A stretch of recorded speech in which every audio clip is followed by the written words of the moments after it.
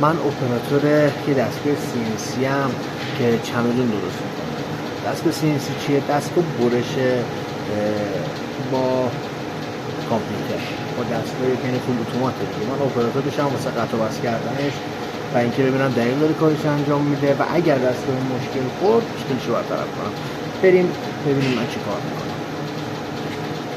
دقیق کردت نره.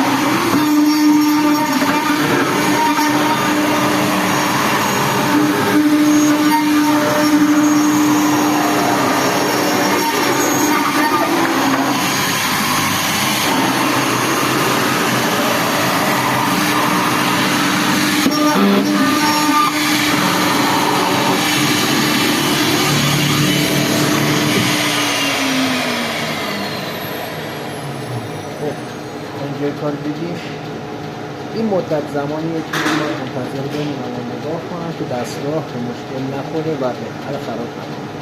و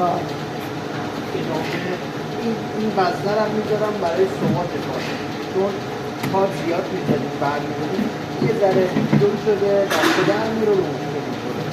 یک پیویسی دیگه اینجوری میکنیم و یه نگاه